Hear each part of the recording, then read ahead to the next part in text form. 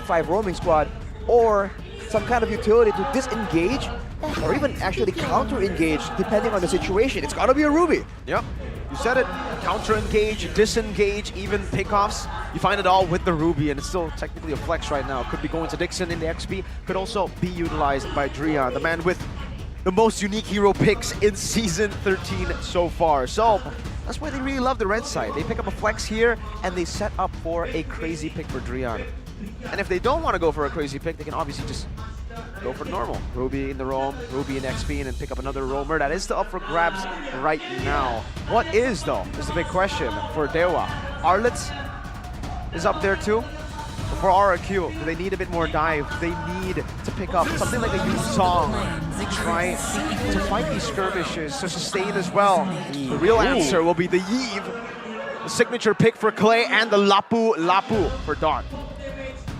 We've seen how good the Yeve can be. Good clear, good damage output.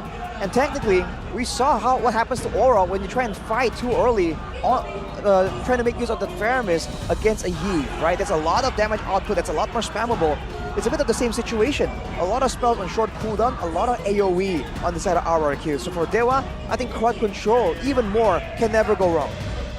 This is a good fighting lineup for RRQ if they want to brawl it out against the players of Dewa United. It could really just happen. But again, the sustainability, the prolonged team fights that Dewa United could just prepare to take, that could possibly just happen for them. And for Dewa United, excuse me guys, we have a Hellcurt. A Hellcurt. Oh boy. We were talking about this. We were talking about the possibility of those cheese picks. The Hellcurt for Drian will be the final pick of Dewa United to wrap up their drafts. And ladies and gentlemen, here it is. We'll get to see the lineup rating in just a few seconds. Arashi, walk us through it. All right, lineup rating here shows that RRQ has a bit of an advantage, but depending on the execution, you have to remember, this is a Hellcurt with an execute against a team that is well known, very well known, to be reliant on the gold laner. There's a great chance that Dewa here are setting up fully to shut down Skylar and allow Watt to really get going from the early game. And we've seen these late game carries, if you give them a great start, perhaps like a 3-0 like we saw earlier, that could be an absolute nightmare for RRQ. The drums of war sounds and the banners raised. They charge to this war, to this battle up against the gods for their playoff spot. Ladies and gentlemen, welcome to the Land of Dawn for game number 1, Dewa versus RRQ Hoshi. They'll start slow for both junglers, and this is a must-win game for RRQ. They are struggling to just get a grip of their playoff spot. But they can start now against the gods. Oh, the damage towards Skylar is just way too much. This is going to be very, very scary for them, especially in the hands of Drian. That level 1 cheese is just absolutely notorious, man. But look at Skylar, though. He's going with the Flicker, not the Inspire. He's lacking a lot of that playmaking tool he will require for a bit more mobility. I mean, I guess there's a lot of dangers lurking around from Dewa in the situation, but without that Inspire, he's losing a lot of that pressure, a lot of the threat in the fights and in the 1v1. Oh, look at Drian lurking. I think if he finds a Terrify and a Stinger and executes, Skylar would die. But okay, he gets out for now. Everything's chill.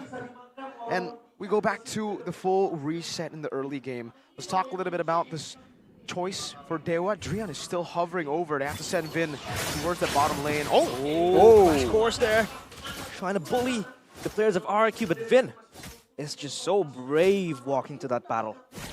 And he is tankier, technically, compared to Drian on the Hellcurt.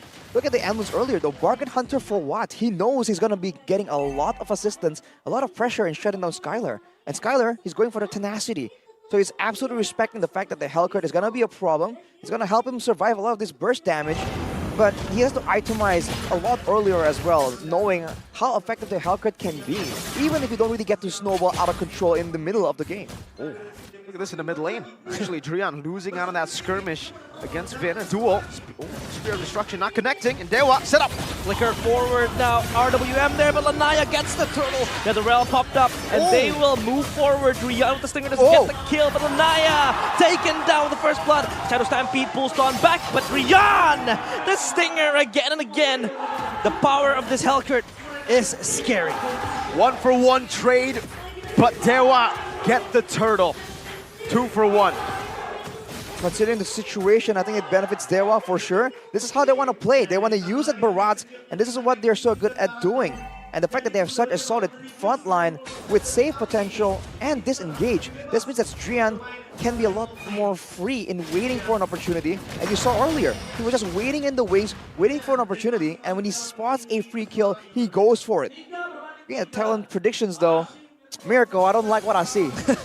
Hey, I mean, it depends, right? Last game, oh, you're right. Last game didn't really go too well. Drian. Shortcut, Drian is in big trouble, but he's a fast human being. The Spear of Destruction will bring Skylar forward, the Flicker forward as well. Shadow Stampede cancelled, and Kaze is able to run out safely, but Skylar, with the aggressive move and the spell, gives him that kill.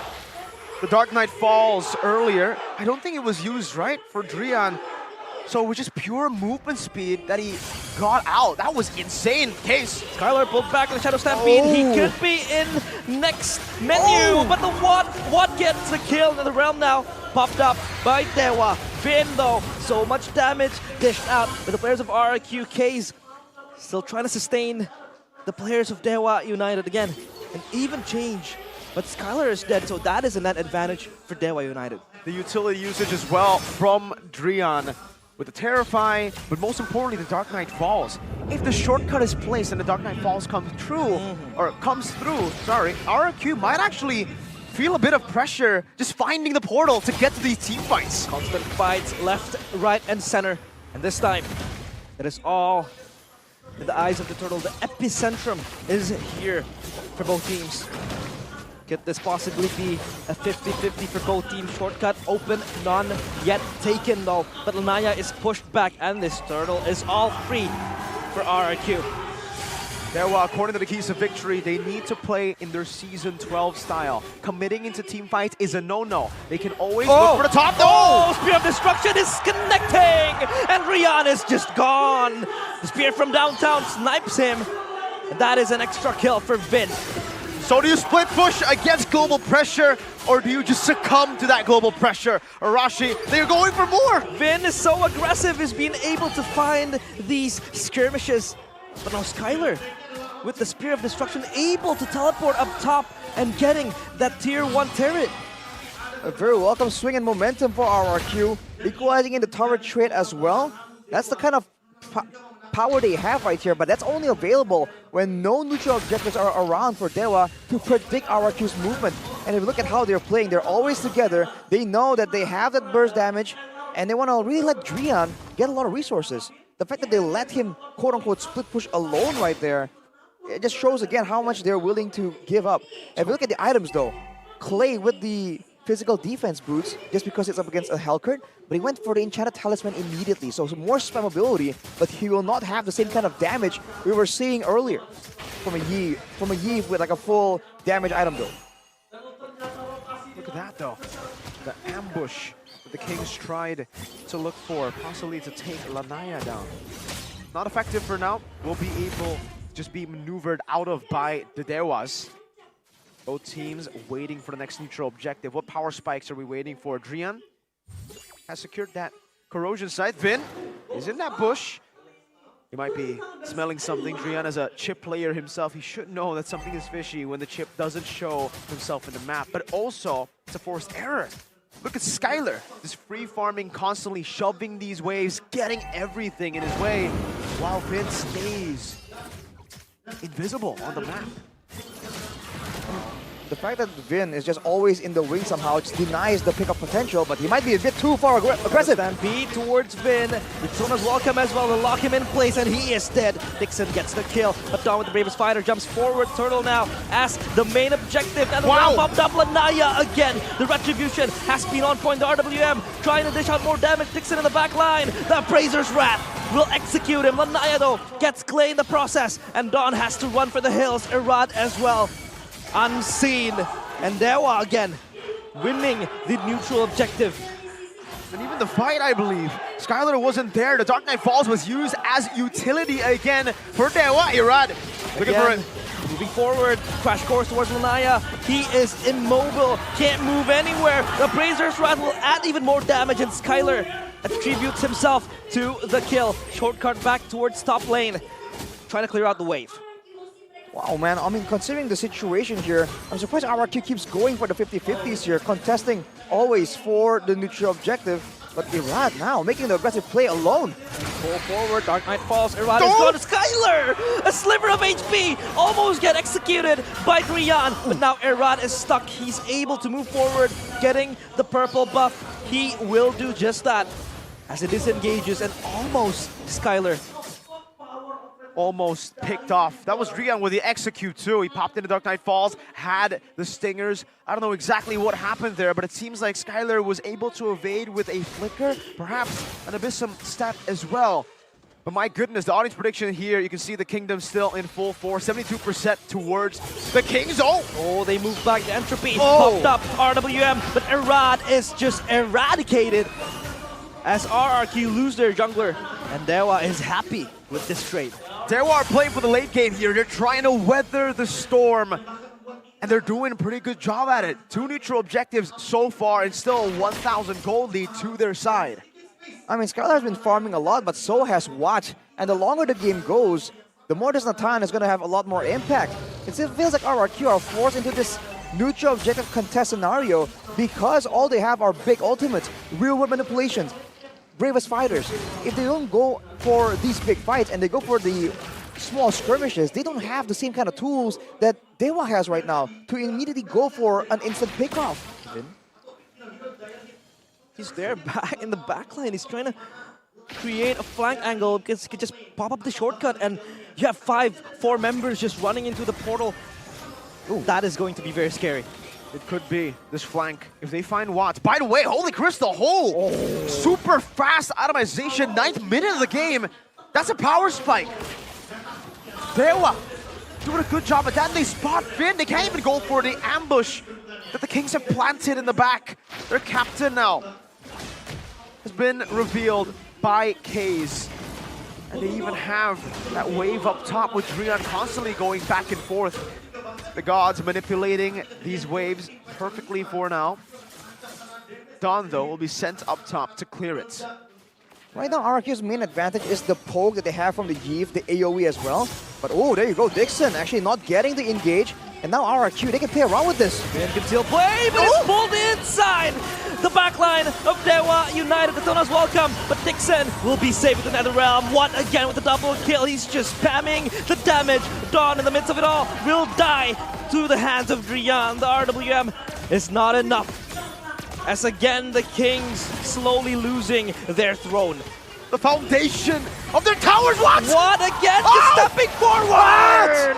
And Skylar, the Crown Prince, loses his crown. It is snatched by what? Take a bow. The Season 1 veteran, the God in Dewa United. What is a king to a god, he says, as he blinks forward and takes RQ down. Lanaya secures the Lord. Oh my goodness, Dewa. That was a terrible fight for RRQ, losing everything. And Dewa takes the fight, they take the neutral objective, and now with the Lord at their backs, RRQ no longer can just push around and leave Vin to look for weird flank angles with the portals. Now they will have full control, and they're going to be using the waves efficiently as well. Probably trying to time all of it, and Watt is just still constantly farming. He's ready on the Divine Glaive, by the way, working on his final item. Skylar has a 3-item power spike, but without an Inspire, without even more items, still concerned about the burst damage. He does not compare to Watt in damage output. How are they going to withstand the siege? How are they going to withstand Watt in the fronts? Vin looks for a flank, but even then, every time he's been looking for it, he gets decimated by the Natan damage. He even can get close, he even can pop the shortcut, and by the time he does, he's dead. If anyone follows through that portal, they're dead as well. Watt has been controlling the team fight just with his pure damage now since the Holy Crystal and now the Divine Glaive. Arashi, what are the win conditions for the Kings?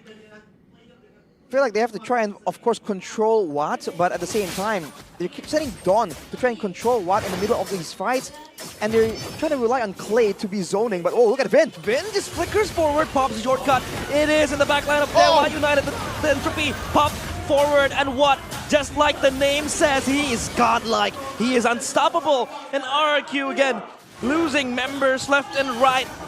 Their castle is under siege, and Arad has to flee away, but Skylar in the backline just hitting, free hitting towards Dixon. Thankfully though, he gets the kill. Oh, he will teleport back towards what? A brave play! Skylar gets the double kill.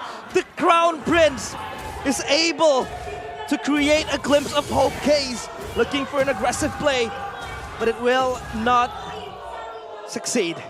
Desperate times call for desperate measures.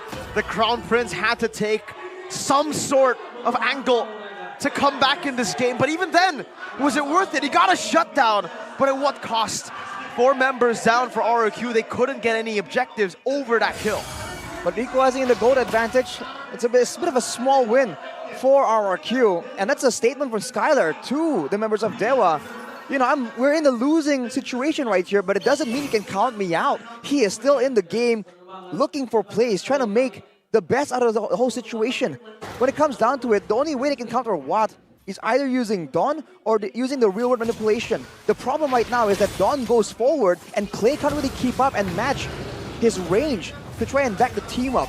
So the fact that Dewa has been able to move in and out freely here, choosing where and how they want to fight, is what's causing RRQ to just get so confused. They can still rely on the global pressure if they want, but they have to be careful because Dewa can very easily force them into a fight. They do have the big engage tool because Dixon is on the Ruby. Now it goes back to that waiting game. RRQ mounts a possible battle once again, and that battlefield will be set around the Lord. This will be the start of a comeback or the end of this game with this Lord. Look at that siege potential from Dewa with the Natan. Look at the pick potential with the Ruby. No ambush angle for now. Vin gets pulled. I'm offended. He is offended, but Vin is able to just move away, bobbing and weaving. Shortcut opened up, but no follow-up. They're not entering the portal, and this could be them just stuck behind. Dark Knight Falls pop up by Riyad, but Finn, he secures the Lord. The King gets it, but Alnaya will be able to take down Finn. RWM in the back line, but Riyad with the mega kill. He just keeps on giving, but Skylar again and again. He is the last line of defense for RRQ, the Prince, not giving away his kingdom. The castle halls have been shook, but RRQ stand together. Somehow the captain, he was able to find a Lord in the midst of the battle.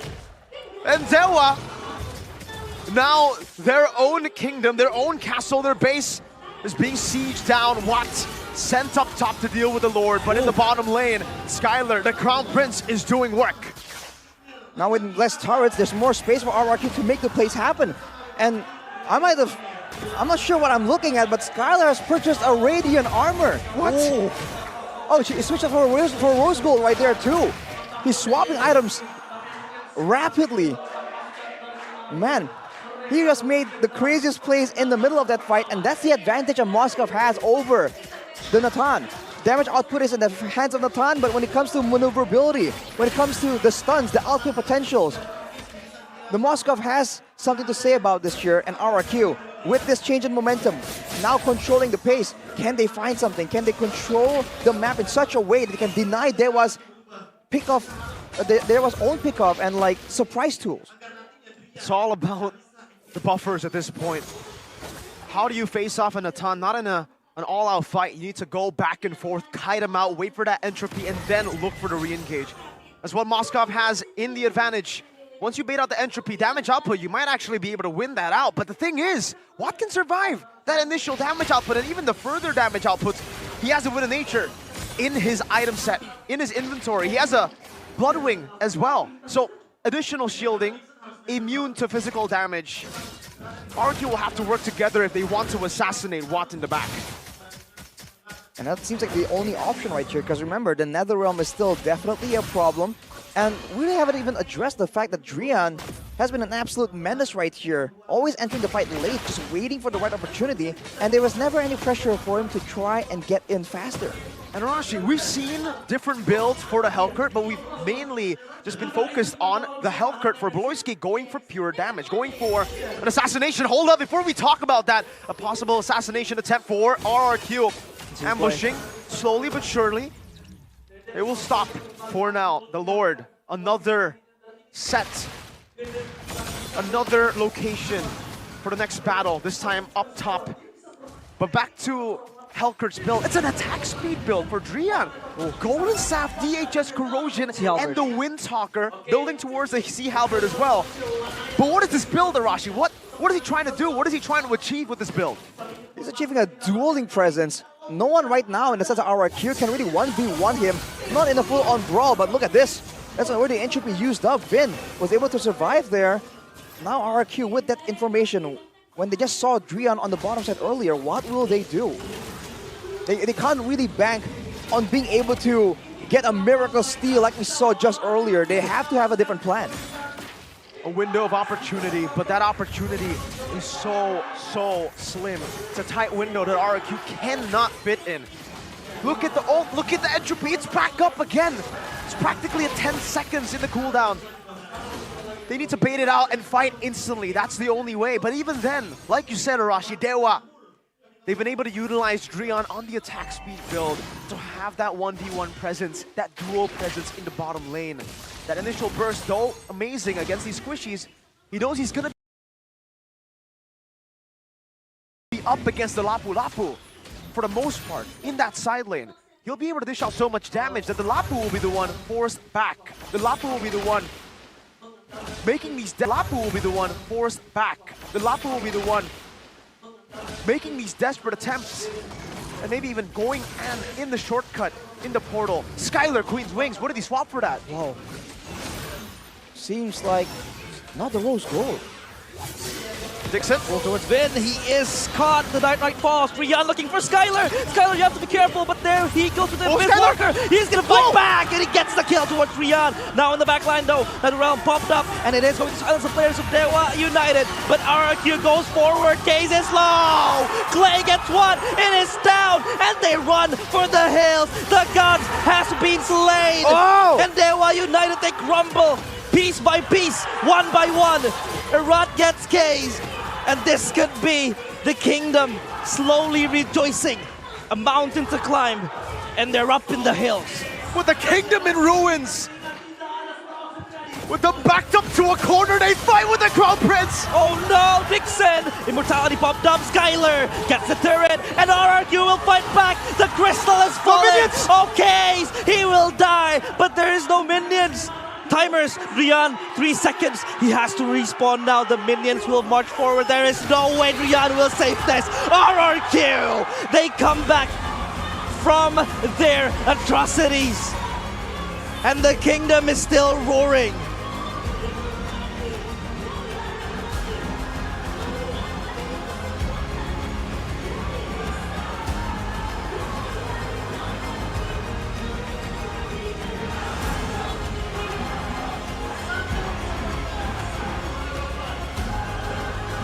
In a battle that looks lost, the Crown Prince leads, the kingdom leads his army